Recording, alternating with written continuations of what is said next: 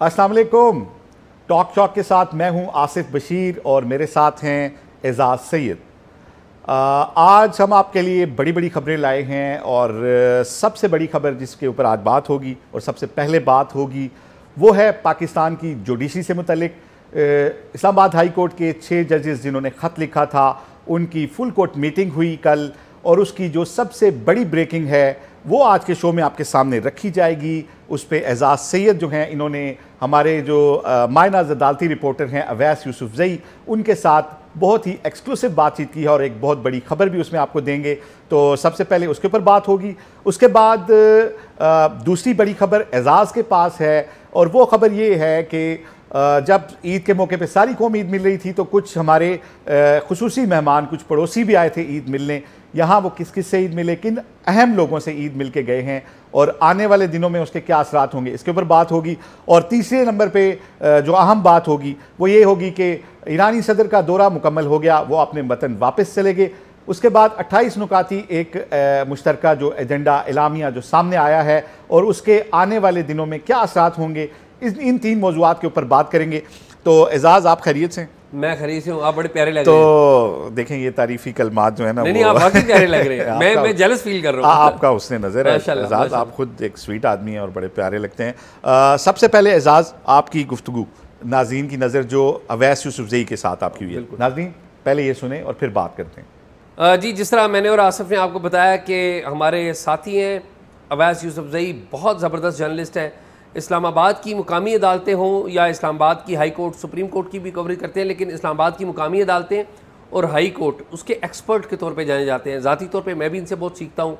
24 साल हो गए इनको जर्नलिज्म करते हुए और डेडिकेटेड रहे हैं इस एक सब्जेक्ट के ऊपर।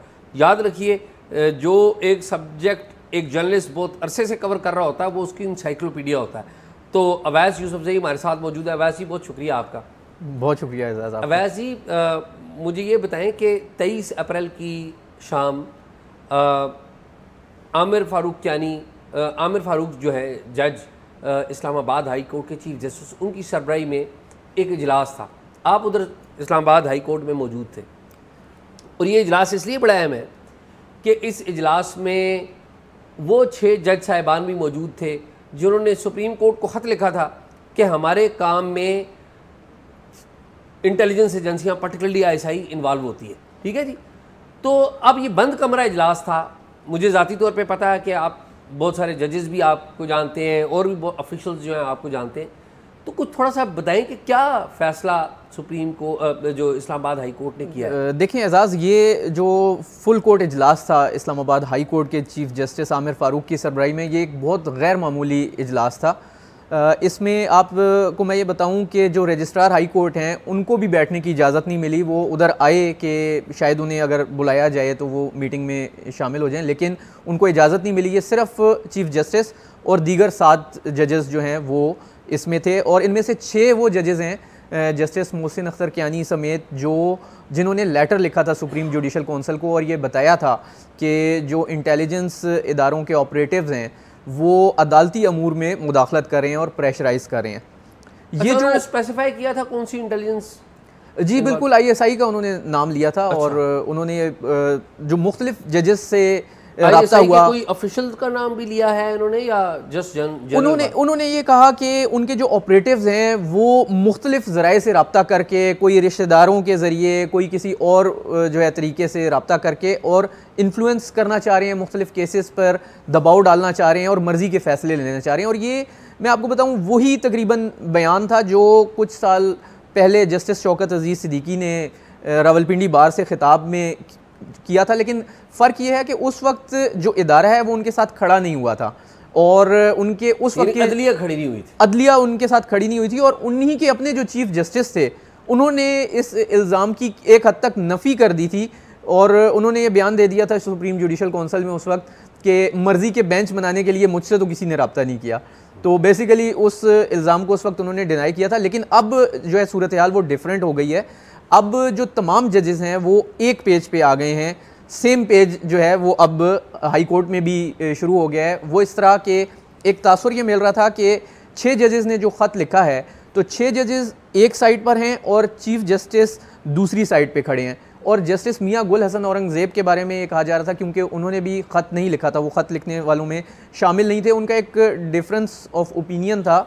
और लेकिन इसका ये मतलब नहीं था कि वो एजेंसियों के जो ऑपरेटिव्स हैं उनकी मुदाखलत को दुरुस्त करार दे रहे हैं, ये बात नहीं है। सिर्फ उनका पॉइंट ऑफ व्यू ये था कि ये जो तरीक़ेकार था ख़त लिखना, इसे वो शायद मुनासिब नहीं समझ रहे थे। वो कह रहे थे कि वे आउट कोई और होना चाहिए। लेकिन अब जब ये इजलास हुआ, इससे पहले चीफ़ जस्टिस और 6 जजेस के माबैन एक हम देख रहे थे खलीज जो है वो नज़र आ रही थी। और एक दो वाक़यात ऐसे हुए, मैं आपको बताऊं कि ख़ास तौर पे जो इमरान ख़ान की एक मुबैना बेटी टैरियान जेड वाइट के हवाले से केस इस्लामाबाद हाई कोर्ट में ज़ेर समाअत था, तो उसमें चीफ़ जस्टिस आमिर फ़ारूक के साथ 2 दीगर जजेस थे, जिसमें एक जस्टिस मोहसिन अख्तर कियानी भी थे। तो जो 2 जजेस थे वो इस बात पर उनका इत्तेफाक हो गया था कि ये केस नहीं बनता, लेकिन जो चीफ़ जस्टिस है उनकी राय मुख्तलिफ थी। तो वो जो बेंच है किसी नतीजे पे नहीं पहुंच सका था। फ़ैसले ज़ाहिर सी बात है उन्होंने फ़ैसला करना होता है, तो उस फ़ैसला होने से कबल ही वो बेंच डिज़ोल्व हो गया और नया बेंच बन गया। लेकिन जो 2 जजेस की राय थी वो बहरहाल अपनी जगह मौजूद थी और एक कन्फ्लिक्ट आ गया था कि जब 2 जजेस एक बात पर मुत्तफ़िक हैं तो चीफ़ जस्टिस उसको कैसे रूल आउट कर सकते हैं। तो ये तकरीबन साल 1.5 साल से एक रिफ्ट का जो एक सिलसिला था वो नज़र आ रहा था हमें बेंचों की तश्कील में, और एक मेरा ख्याल है कोई कम्युनिकेशन गैप था जो अब इस फुल कोर्ट मीटिंग के बाद दूर हो गया है। मैं आपको ये बताऊं, बड़ी दिलचस्प बात यह है कि जब ये फुल कोर्ट मीटिंग कॉल हुई तो लग ये रहा था कि बड़ा कोई हंगामा खेज़ किस्म का ये इजलास होगा, लेकिन अनएक्सपेक्टेडली बहुत ही खुशगवार जो माहौल है उसमें ये सारी मीटिंग हुई। जो जजेस हैं उन्होंने अपनी तजावीज़ भी दी और उन्होंने अपने वो तमाम उनके साथ जो मुख्तलिफ जो है केसेस के हवाले से बीतती रही, मुख्तलिफ हरबे इस्तेमाल किए गए, उन्हें कॉन्टेक्ट किया गया। आप ही की टॉक शो की स्टोरी थी, एक जज के घर से कैमरे भी निकल आए थे, वो जज भी इस मीटिंग में मौजूद थे। तो तमाम जजेस ने अपने जो एक्सपीरियंसेस हैं वो शेयर किए और चीफ़ जस्टिस को इस हवाले से आगाह किया। और उन्होंने कहा कि अब ऐसा नहीं होगा कि अगर इस तरह की सूरत हाल होती है तो कोई जज अपने आप को ख़ुद को बंद गली में महसूस करे और उसे ये ना समझ आए कि उसने रिएक्ट कैसे करना है, क्योंकि उन्होंने ये चीज़ कल तय कर दी है कि जो इंस्टीट्यूशनल रिस्पॉन्स है वो दिया जाएगा, यानी इदारा जाती रिस्पॉन्स दिया जाएगा किसी भी मुदाखलत की सूरत में। ये बड़ा कह रहे हैं कि जो जज साहिबान हैं वो एक पेज पे आ गए नंबर 1, और उन्होंने डिसाइड किया है कि अगर अदलिया के मामलात में मुदाखलत करने की कोशिश की गई तो हम इसका अदारा जाती रिस्पांस देंगे, यानी कि मिलकर रिस्पांस देंगे। उस जो मुतलका जज है उसको अकेला नहीं छोड़ेंगे। ओके, जिस तरह शौकत सिद्दीकी साहब के साथ हुआ और उन्होंने सफ़र किया फिर। बिल्कुल ठीक बात। तो उसमें नुकसान ये होता है कि जब अकेला बंदा सफ़र करता है तो उसमें बहुत सारे इश्यूज आते हैं। आप वो चीज़ें जब तक अपने फेलो जजेस से, चीफ जस्टिस से डिस्कस ना करें तो वो फिर मसाइल बढ़ते जाते हैं। और मेरा ख्याल है ये जो खतूत लिखे गए इससे भी एक कम्युनिकेशन गैप पैदा हो गया था अपने चीफ जस्टिस के हवाले से। जब कल ये सारे जजेस मिल के बैठे हैं तो सबको ये भी हैरत थी, वो भी ये सोच रहे थे कि शायद चीफ जस्टिस की जानिब से कोई मज़ामत ना हो या वो हमारी तजावीज़ को रद्द ना कर दें, लेकिन इस तरह की कोई बात नहीं हुई। जो मुदाखलत के हवाले से जो नुक्ता था उस पर सबका ये कंसेंसस है कि ना सिर्फ ये कि इस तरह की सूरत हाल में इदारा जाती रिस्पॉन्स देंगे, बल्कि उन्होंने कहा कि इसको रोकने के लिए भी कोई मैकेनिज्म जो है वो बनाया जाए। अच्छा, रोकने के लिए भी तरीकाकार बनाया? जी बिल्कुल, ये नहीं है सिर्फ कि ये एक माजी का किस्सा हो गया और आइंदा नहीं होता तो बस ठीक है, वेल एंड गुड। इसके लिए बाकायदा मैकेनिज्म बनाने का जो है। अच्छा, मैं अवैस एक बात आपसे जानना चाहूँगा। आपको पता है आप कवर कर रहे होते हैं, सच्ची बात है, मैं आता हूँ, जितना आप जानते हैं मैं नहीं जानता, लेकिन मैंने भी देखा है कि लोअर अदालतें हों, हाई कोर्ट हो या सुप्रीम कोर्ट हो, हमारी प्रीमियर इंटेलिजेंस एजेंसी है ISI, फिर हमारी सिविलियन इंटेलिजेंस एजेंसी है, वो सिविलियन एतबार से बड़ी अहम है, वाइब्रेंट IB, फिर हमारी स्पेशल ब्रांच है। ये 3 एजेंसियों के लोग तो वहाँ पर फिर रहे होते हैं। लोअर अदालतों में भी होते हैं, हाई कोर्ट में भी होते हैं, सुप्रीम कोर्ट में भी होते हैं। अच्छा, मुझे आज तक समझ में नहीं आई कि ये, चलो स्पेशल ब्रांच की तो समझ में आती है ना, ज़िली इंतज़ामिया से लिंक्ड है क्योंकि वो इस्लामाबाद पुलिस की होती है या पुलिस को रिप्रेजेंट करती है, उसने बताना होता है। मुझे आज तक समझ में नहीं आई कि IB और ISI के लोग वहाँ पर क्यों आते हैं। तो ये बातें कंसिडर किए बज़ाहिर तो देखें, बज़ाहिर तो यही होता है कि वो जो कोर्ट की प्रोसीडिंग है वो रिपोर्ट कर रहे होते हैं उसको, लेकिन हर तरह की जो प्रोसीडिंग होती है, हर तरह की प्रोसीडिंग जो होती है, लेकिन उसमें जो मेन इशू आ रहा है वो ये आ रहा है कि जब उनको एक्सेस होती है कोर्ट तक, तो उसके बाद वो चैम्बर तक भी आहिस्ता आहिस्ता अपनी रसाई जो है वो बढ़ा लेते हैं, फिर मुख्तलिफ ऑफिस में जाना शुरू कर देते हैं। आपको मैं बताऊँ कि ख्वाजा हारिस जो पहले तो नवाज शरीफ के वकील थे, बाद में इमरान खान के वकील हुए, उन्होंने कोर्ट को आके बताया कि उनके एसोसिएट को कोर्ट के बाहर से कुछ लोगों ने उठा लिया और उन्होंने इल्ज़ाम ये लगाया कि कोई इंटेलिजेंस इदारे के लोग थे और उनको वो प्रेशराइज़ कर रहे थे केस के हवाले से ही। तो इस तरह की चीज़ें भी कोर्ट के नोटिस में हैं कि जो मुख्तलिफ इंटेलिजेंस इदारों के लोग हैं वो उधर मुख्तलिफ जो हैं इस तरह की एक्टिविटीज़ में उनकी इन्वॉल्वमेंट नज़र आई है। तो ये जो फुल कोर्ट है इसमें भी ये बात आई है? उसमें बिल्कुल ये बात आई है और ये बड़ी इंपॉर्टेंट बात है। इस हवाले से बड़े अहम फैसले होने जा रहे हैं जो बहुत जल्द नज़र आएंगे हमें, और जो इस तरह के इंटेलिजेंस इदारों के लोग हैं उनकी पाबंदी, उनकी जो एंट्री है उस पर एक पाबंदी या उसको रेगुलेट करने के लिए चेक रखने के लिए रेगुलेट करने के लिए एक मैकेनिज़्म बनाया जाएगा कि वो अगर वहाँ आते हैं तो वो बताएंगे वो किस मकसद के लिए वहाँ आ रहे हैं, और वो बाकायदा उस चीज़ को नोट कराएंगे कि उन्होंने किससे मिलना है, किस केस में जाना है, और उसके बाद उनको वो एंट्री मिलेगी एक मखसूस वक्त के लिए। इस तरह नहीं है कि वो सुबह आ जाएं और रात तक जहाँ उनका दिल करे वो फिरते रहें। ये वाली जो एक कह लें कि सहूलत थी वो ख़त्म होने जा रही है। अच्छा, दैट इज़ वेरी इंटरेस्टिंग जी। ये मेरा ख्याल है पहली दफ़ा हो रहा है पाकिस्तान की हिस्ट्री में। बदल जाएगी जी अवैस जी। वैसे अवैस, मैं ऑन ए लाइटर नोट, मैं यहाँ पे हम बड़ी सवाल उठाते रहे। मैं, आपको पता है, मैं डॉन न्यूज़ में था तो प्रोग्राम करता था द स्पाई मास्टर। उसका भी थीम ये था कि हमारे जो इंटेलिजेंस इदारे हैं वो कानून के दायरा कार में नहीं है। पहली दफ़ा 2010 में मैंने प्रोग्राम किया था, और जब मैं वो प्रोग्राम शुरू कर रहा था ना, मेरे घर पे, आपको याद है, फायरिंग हो गई। मेरा पहले घर पे आए, गाड़ी तोड़ के चले गए, जस्ट कि मैं वो प्रोग्राम क्यों कर रहा हूँ। उसके कुछ क्लिप्स अभी भी यूट्यूब पे मौजूद है, डॉन के लिए मैं करता था, और उसमें थीम मैं ये दे रहा था कि ये इंटेलिजेंस के इदारे जो है कानून के मुताबिक नहीं है। ये 2010 की बात कर रहा हूँ मैं। लेकिन आप ये देखें एजाज कि ये बढ़ता गया ना, फिर ये वो बढ़ता गया और वो अब बड़ा हुआ, यानी कि जज, ये मैं और आप तो नहीं कह रहे, ये जज साहिबान कहते हैं। जी जी। अब अलमिया क्या है कि नून लीग, जब अरशद मलिक का जिक्र होता है तो वो नून लीग कहती है जी अदलिया में मुदाखलत हुई, साकब नसार का वाला, और उसके फुटप्रिंट मिलते हैं हमें। बिल्कुल। अच्छा, अब जब ये होती है बात कि अब जज साहिबान कहते हैं, तो हमारे बहुत सारे कहते हैं नहीं जी ये तो जज ठीक नहीं है। भाई फरिश्ता तो कोई भी नहीं है। नहीं, वो जो गलत बात है उसको गलत कहना चाहिए। जो मैं आपसे सीखना चाह रहा हूँ या मैं जानना चाह रहा हूँ, मुझे लग ये रहा है कि जो हमारे जो इंटेलिजेंस इदारे हैं इनका एक इंस्टीट्यूशनल अकाउंटेबिलिटी होने जा रही है कि वो अपनी लिमिट में रहें, जो आइन के तहत जो दायरा कार है उसमें रहें। आप देखें ना, फैज़ाबाद धरना कमीशन में भी जो रिकमेंडेशंस आई हैं उनमें क्या आया है कि कानून साजी इनके ऊपर की जाए, ठीक है, इंटेलिजेंस इदारों को।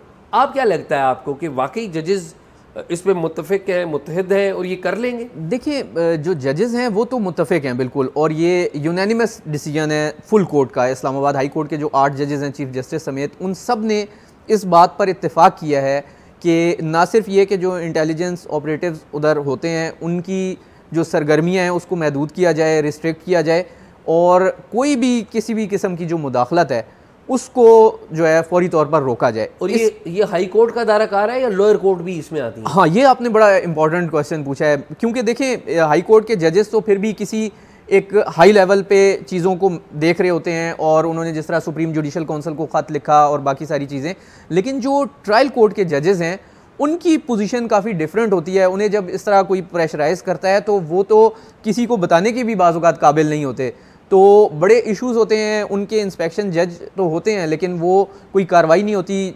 अब इसमें जो है ना एक तब्दीली होने जा रही है, वो ये होने जा रही है कि जो इंस्पेक्शन जज होंगे वो बाइख्तियार होंगे किसी भी जज की कोई किसी भी शिकायत को फ़ौरन सुन के और उस पर वो अमल करेंगे। यानी जो लोअर जुडिशरी के जजेस हैं उनको भी मुकम्मल प्रोटेक्शन इस्लामाबाद हाई कोर्ट देगी। अच्छा, ये इंस्पेक्शन जज वो जज होता है जिसे chief justice Islamabad high court या हाई कोर्ट का चीफ जस्टिस तैनात करता है। जो छोटे जजेस हैं, जूनियर जजेस हैं, यानी कि जो मातहत अदलिया के जजेस हैं, अदलिया जिसे कहते हैं, जिले में जो जिली अदलिया, बिल्कुल, जो जिली अदलिया के जितने जजेस हैं उनके ऊपर एक इंस्पेक्शन जज होता है। अगर किसी जज की कोई शिकायत करनी हो, कोई अगर कंडक्ट किसी का ठीक नहीं है, बहुत सारे इश्यूज़ होते हैं, तो वो इंस्पेक्शन जज को वो शिकायत की जाती है। और दूसरी सूरत में अगर जज को कोई शिकायत है तो वो भी उसी इंस्पेक्शन जज से रब्ता करता है। तो अब अगर किसी लोअर जुडिशरी के जज को किसी भी किस्म की कोई शिकायत होगी, कोई प्रेशर वो महसूस करेगा कि उसे दबाव में लाया जा रहा है, किसी केस के हवाले से कोई जो है उसे इन्फ्लुएंस करने की कोशिश की जा रही है, तो वो फौरी तौर पे इंस्पेक्शन जज को बताएगा और इंस्पेक्शन जज पर उस पर जिस तरह मैंने बात की इदारा जाती रिस्पॉन्स की, तो वही इदारा जाती रिस्पॉन्स उस डिस्ट्रिक्ट जुडिशरी के जज के लिए भी मौजूद होगा। अब ये नहीं है कि वो एक बाइफर्केशन हो के हाई कोर्ट का जज है वो कोई ऊपर है और लोअर जुडिशरी का जज नीचे है। और इसमें एक और ख़बर मैं आपको दे दूँ, उस हवाले से भी ऑर्डर अनकरीब आ जाएगा। जो अबुल हसनात जुल्करनैन हैं जिन्होंने साइफ़र केस में इमरान खान को सज़ा सुनाई, उनको जो है वापस भिजवाने की सिफारिश कर दी है इंस्पेक्शन जज जस्टिस मोहसिन अख्तर कियानी ने। इसकी वजूहात वो अपना जो ऑर्डर जारी होगा आज या कल में हो जाएगा, पंजाब में वापस लाहौर हाई कोर्ट को उनकी खिदमात वापस कर रहे हैं। उन पे बहुत सारे जो हैं वो एलिगेशंस पीटीआई ने भी लगाए थे। इसके अलावा भी कुछ उनकी शिकायत थी जो आई थी। इसके अलावा जो इस्लामाबाद हाई कोर्ट में साइफ़र के हवाले से मुख्तलिफ अपीलें आईं, तो जस्टिस मियां गुल हसन औरंगज़ेब ने उस वक्त बड़ी सख्त ऑब्जर्वेशंस दी थी और ये कहा था कि जो ट्रायल कोर्ट के जज हैं उन्होंने कानून के मुताबिक जो है वो प्रोसीजर एडॉप्ट नहीं किया, इसलिए 2 दफ़ा जो साइफ़र का ट्रायल था वो कलअदम हुआ और असर नौ फिर कार्रवाई शुरू हुई। तो जब इस तरह की कोई सूरत हाल हो तो जज बड़ा मोहतात हो जाता है और उसके बाद वो कोशिश करता है कि इसको आइंदा कोई शिकायत का मौका ना मिले। लेकिन वो उन्होंने मेरे ख्याल अपनी रविश नहीं बदली और उसी तरह वो चलते रहे। फिर एक मौका ऐसा आया कि 342 की स्टेटमेंट लिए बगैर, यानी शाह महमूद कुरैशी साहब ने एक बतौर मुल्जिम स्टेटमेंट रिकॉर्ड करानी थी जिसके बाद समात मुकम्मल होकर फैसला आना था साइफ़र केस का। वो 342 की जो थी स्टेटमेंट वो रिकॉर्ड ही नहीं हुई और जज साहब ने फैसला सुना दिया। तो ये काफ़ी सारे लूप होल्स थे, लकूनास थे जो छोड़ दिए गए साइफ़र केस में और इसका बेनिफिट अल्टीमेटली अब हाई कोर्ट से मिलने जा रहा है इमरान खान को, क्योंकि जो साइफ़र केस है वो नेक्स्ट वीक में कंक्लूड हो जाएगा। आर्गूमेंट सिर्फ 2 या 3 हेयरिंग के रह गए हैं जो FIA प्रोसिक्यूटर इस वक्त समाअत कर रहे हैं, तो उसके बाद जवाबी आर्गूमेंट्स के बाद ये जजमेंट रिजर्व हो जानी है। तो ये भी केस जो है। अच्छा, वैसे मैं ये जो जज थे ना अबुल हसनात जुल्करनैन जज साहब जो हैं, मेरी इनके बारे में बड़ी अच्छी राय रही है कि मैं इनके फादर के बारे में सुना है कि उन्होंने वो बड़े अपराइट आदमी थे। उन्होंने अपने वक्त में एक मजहबी वाले से बड़ा सेंसिटिव तनाज़ा था तो उन्होंने बड़ा स्टैंड लिया था, तो इनके बारे में भी अच्छी बातें सुनते थे। लेकिन ये जो लुकूनाज आपने बताए ये बड़े हैरानकुन हैं। जी बिल्कुल, वो देखिए ना, अगर एक जज अपने जो प्रोसीजर है वो पूरे नहीं अडॉप्ट करेगा तो उसका जो शक का फ़ायदा होता है हमेशा जो टेक्निकल खामियां होती हैं उसका तो फिर मुल्जिम या मुजरिम को चला जाता है। अब तो वो मुजरिम है क्योंकि सज़ा हो चुकी है, तो उन मुजरिमों को फ़ायदा जाएगा इसका। और अगर फ़र्ज़ करें मेरिट पे केस ठीक बनता भी था तो वो अब मेरिट पे नहीं बल्कि टेक्निकल खामियों की वजह से वो फिर बरी हो जाएंगे। तो अवैस जी, आपकी बड़ी मोहब्बत, आपका बहुत शुक्रिया, हम आपको आइंदा भी तंग करते रहेंगे। जी नाज़रीन, आपने गुफ्तगू सुनी और अब उम्मीद हो चली है कि जिस तरीके से अहाता अदालत में जो आते हैं नुमाइंदे मीडिया की तरह एजेंसीज़ के कवर करने के लिए या इसके अलावा जो उनकी आमद का सिलसिला है, इस पर अब जब बात हो रही है कि इसे रेगुलेट किया जाएगा तो मेरा ख्याल है कि इसके असरात होंगे आने वाले वक्तों में। एजाज़, यकीनन इसके असरात होंगे। एक्सेस जब नहीं होती तो फिर बहुत सारी चीज़ें कन्वे भी नहीं होती और इससे जजेस एक्सेसिबल होने भी नहीं चाहिए। इसीलिए शायद उनके कोड ऑफ कंडक्ट में होता है कि आप सोशल गैदरिंग्स में नहीं जाएंगे, शादियों गमियों पे नहीं जाएंगे, मीडिया से दूर रहेंगे कि आपका कोई ज़हन ना बन जाए। हमारे जजेस को भी वैसे चाहिए कि वो सोशल गैदरिंग से दूर रहें। तो चलें जी, एक तो ये हो गया। एजाज़, जब हम सब लोग यहाँ ईद मिल रहे थे उस वक्त मुझे पता चला है कि आपके पास कोई स्टोरी है कि उस वक्त कुछ हमारे पड़ोसी मुल्क से भी कोई मेहमान आए थे, तो ज़रा हमारे नाज़रीन को बताएं कि कौन आया था और किससे मिलके गया। आसिफ, हुआ ये कि जब ईद यहाँ पर हम अदा कर रहे थे, अभी 1.5-2 हफ्ते हुए, तो ईद से 2 दिन के बाद मुझे एक टेलीफोन आई उसी इलाके से, नॉर्थ वज़ीरिस्तान से। नॉर्थ वज़ीरिस्तान का इलाका है दरपा खेल, ये वो गांव है जहाँ से जलालुद्दीन हक़ानी साहब का ताल्लुक़ है, जो कि सिराज हक़ानी जो है मौजूदा उनके वज़ीर दाखिला इनके वालिद हैं, ठीक है। तो मुझे फ़ोन आया कि अनस हक़ानी साहब आए हुए। मैंने कहा यार कैसे आए होंगे। उस बंदे ने थोड़ी देर बाद मुझे एक वीडियो भी भिजवा दी कि ये देखें जी अनस हक्कानी साहब आए हुए हैं। अच्छा, वो बात कहीं आए, यानी कि आपको पता है रश था ईद का, वो मैं नहीं कर सका। फिर मैंने कहीं देखा कि किसी ने इसका जिक्र किया हुआ कि जो अनस हक्कानी साहब है वो भी आए थे दरपा खेल गाँव में। ये पाकिस्तान अफ़गानिस्तान की सरहद पर एक जो क्रॉसिंग है, एक तो हम कहते हैं ना कि ये जो तुरखम है, एक गुलाम खान क्रॉसिंग है, उसके करीब ये एक गाँव। सही। तो वहाँ पर आए थे। तो फिर मुझे पता चला कि खाली अनस हक्कानी नहीं आए हुए थे। अच्छा। वहाँ पर हक्कानी फैमिली के और मेंबर्स भी आए हुए थे। अच्छा। और कुछ हमारे यहाँ के लोगों से भी उनकी कोई सुना है मुलाकात हुई है, वहाँ पे भी मुकामी तो आपको पता ही है ना। तो मैं सुना है, अब ज़ाहिर है ये वो मालूमात है जो ना पाकिस्तानी लोग कंफर्म कर रहे हैं और ना अफ़गानिस्तान वालों ने तो कंफर्म नहीं करनी। तो सुना ये है कि सराज हक्कानी जो उनके वज़ीर दाखिला हैं वो भी शायद इधर आए हुए थे। तो अब उनसे तो हम रब्ता करने की कैसे कोशिश करें, वो तो राब्ते में नहीं आ रहे। तो लेकिन मेरे जहन में कुछ सवालात हैं। ठीक है, ये तो बात इस्टेब्लिश्ड है कि वो आए हुए थे, उनकी फैमिली भी आई हुई थी, यहाँ पर उनका गांव है। जलालुद्दीन हक्कानी साहब भी वो गालबन इधर ही। और आप बता रहे हैं ना कि अनस की तो शायद वीडियो भी है। जी जी, वीडियो भी है, वो वीडियो भी हम शेयर करते हैं, वो सोशल मीडिया पे भी किसी ने शेयर की हुई थी। ठीक है। तो वो तो है, लेकिन मुझे ये पता चला है कि इनकी फैमिली के बाकी मर्द और फैमिली के लोग भी आए हुए थे। अच्छा। तो ये तो है। और फिर अहम बात यह है कि हमारी भी कुछ अहम शख्सियात इत्तेफाक से उधर ही थी, इसी इलाके में थी। अच्छा। तो मेरी सुन रहे चैटर हमने सुनी है कि वहाँ पर कुछ हमारे लोगों से भी उनकी अलैक सलैक हुई है। अच्छा। जी हाँ, तो ये मेरे ख्याल में बड़ी अहम डेवलपमेंट है। आपके जहन में सवाल क्या आ रहे थे? मेरे जहन में सवाल ये आ रहा था कि ये इस दफ़ा आए हैं तो किस पासपोर्ट पे आए हैं, क्योंकि सिराज हक्कानी के पास खबर एक आई थी कि सिराज हक्कानी के पास पाकिस्तानी पासपोर्ट है, जो कि खबर दुरुस्त नहीं थी। ठीक है, अनस के पास पाकिस्तानी पासपोर्ट था, ये कोई शक ही नहीं है इसमें। अनस हक्कानी जो कि सिराज हक्कानी के भाई हैं, उनके पास पाकिस्तानी पासपोर्ट था। अब सवाल ये है कि अगर वो वीज़ा लेके आए या नहीं लेके आए, या कैसे आए, ये सवाल पैदा होता है ना। तो इसको हम फर्दर फॉलो करेंगे, लेकिन ये बात बताना अभी रिकॉर्ड के ऊपर लाना बड़ा ज़रूरी थी। अच्छा, कि दरपा खेल में ये लोग आए। एजाज़, मुझे अब मैं तो इस पोजीशन में नहीं हूँ कि इन सवालों के जवाब आपको दे सकूँ, लेकिन मुझे एक बात ये समझ आती है कि क्योंकि हमारी जब कोई बैक चैनल डिप्लोमेसी होती है तो उसमें चीज़ें ज़्यादा बेहतर होती हैं बनिस्बत अनाउंस पॉलिसियों पे। आपको पता है बड़े स्टेक होल्डर्स को देख सुन के आप स्टेटमेंट्स भी जारी करते हैं। तो अगर वो पासपोर्ट पे आए हैं या वीज़े पे आए हैं या उसके बगैर आए हैं, अदर देन इसके, अगर हक्कानी नेटवर्क ज़ाहिर है कि हम उसे पहले भी यही समझते रहे हैं कि हमारे पाकिस्तान के करीब रहा है, हमारे वेल विशर रहे हैं, हमारे मफादात के लिए कोई आवाज़ बुलंद करते रहे होंगे। तो जो हमारे ताल्लुकात पिछले अरसे में अफ़गानिस्तान के साथ रहे हैं, जिस तरीके से मतलब प्रॉपर अटैक हुआ है, फिर हमने एयर स्ट्राइक की है, तो एक आम पाकिस्तानी के तौर पे अगर मैं देखूं तो क्या इससे इसका कोई मतलब, हमें तो ये लगता है कि चलें अगर बातचीत हो रही है किसी लेवल पे कोई, तो इसका हमें फ़ायदा होगा। चलें कोई हो सकता है कि वहाँ पे जो हमारे लोग हैं उनकी आवाज़ कोई मजबूत होगी, कोई यहाँ से मैसेज जाएगा, कोई वहाँ से आएगा, क्योंकि ये बॉर्डर तो आपको पता है शुरू से सॉफ्ट रहा है। अभी आके जब वहाँ से टेररिज्म आया है तो हमने इसको स्ट्रिक्ट किया है और यहाँ पे जो लोग थे उन्हें भी चेक करना शुरू किया है। तो क्या इससे मतलब जाहिर है कि अगर बातचीत के लिए वो आए हैं, मिले हैं, तो आपकी क्या राय है इसके ऊपर कि वो इसमें कोई फॉरवर्ड होंगी चीज़ें? मुझे लगता है आसिफ के टेररिज्म के हवाले से ना कोई दर पर्दा कुछ चीज़ें चल रही हैं। इसके बारे में मेरे पास टूटी फूटी मालूमात है, पूरी मालूमात नहीं, इसलिए मैं वो बात पूरी करूँगा नहीं।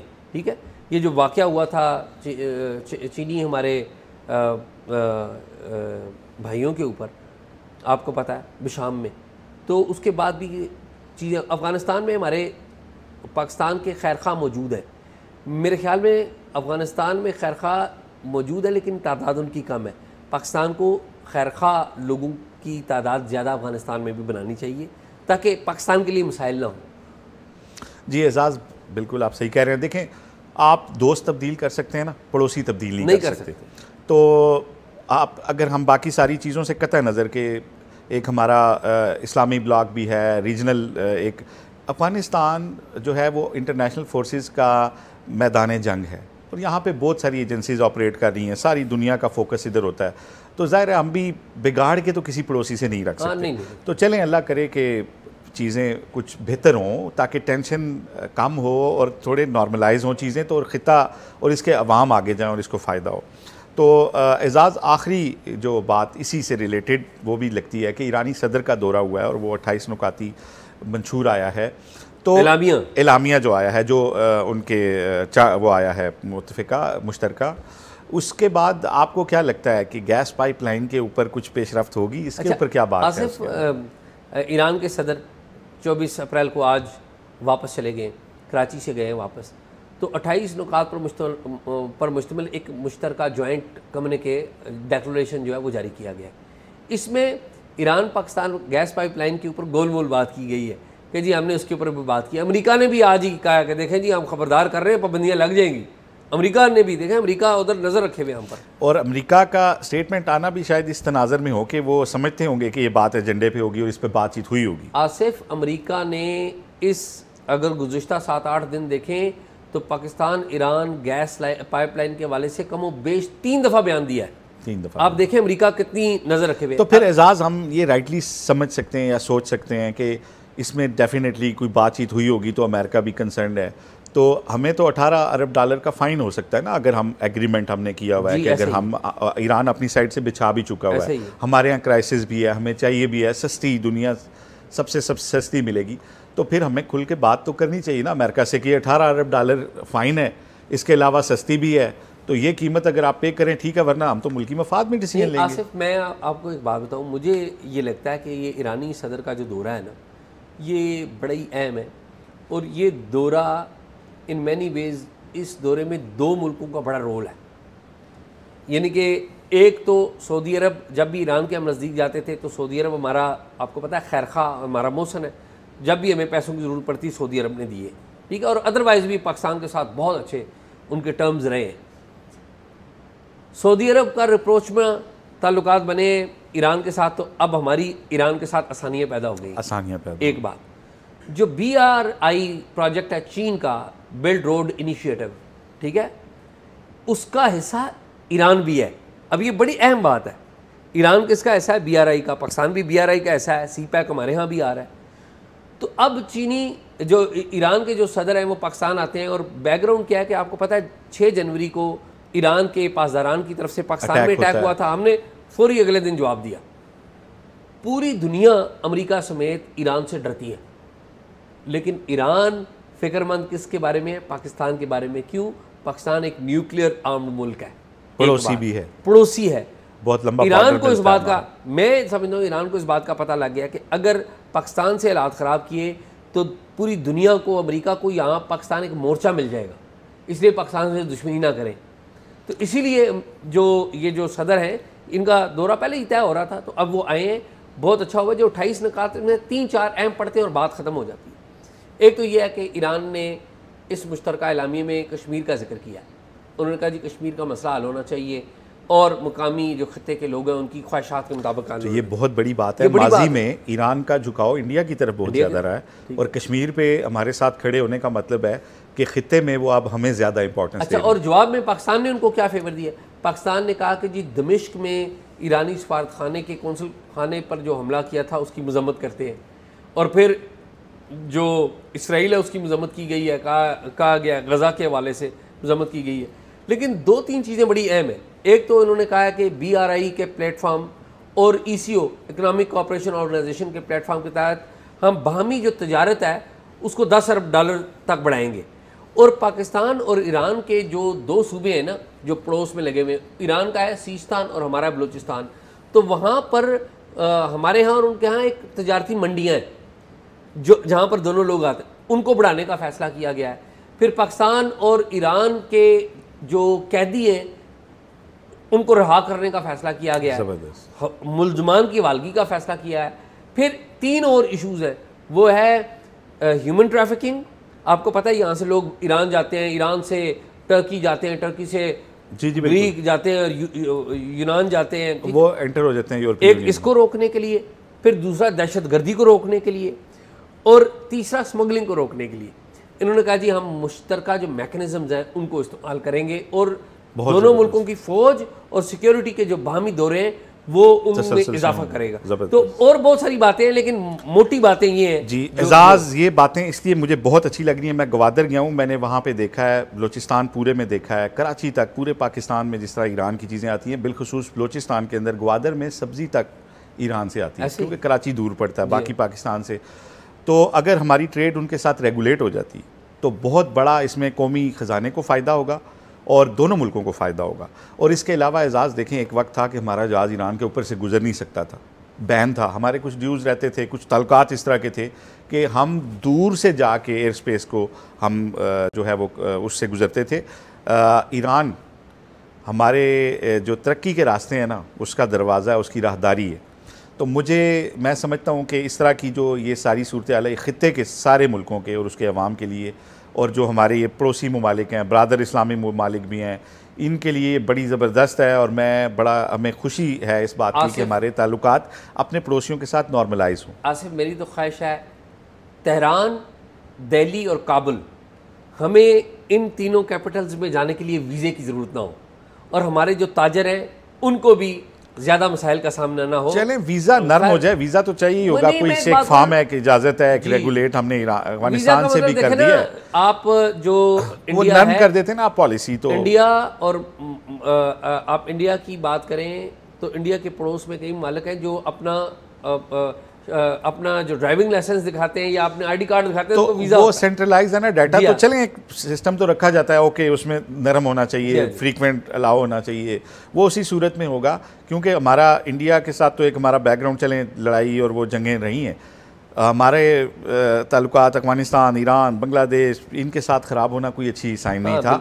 तो ये बड़ी अच्छी बात है एजाज़, और मेरा ख्याल है ये काफ़ी है। ऐसे ही शुरू ख़त्म करें जी। तो नाज़रीन, टॉक शॉक आपने देखा, आज कुछ अच्छी खबर भी शुक्र है कि सुनने को मिली। हमें इजाज़त दीजिए, और जो भी आपका फ़ीडबैक है वो तो आप देते ही हैं, कमेंट्स भी ज़रूर कीजिएगा। और अगर कोई ख़ास मालूमात देना चाहते हों, किसी अहम मामले की तरफ तवज्जो दिलाना चाहते हों, तो talkshock777@gmail पे हमें ईमेल ज़रूर कीजिएगा। इजाज़त दीजिए, अल्लाह हाफ़िज़।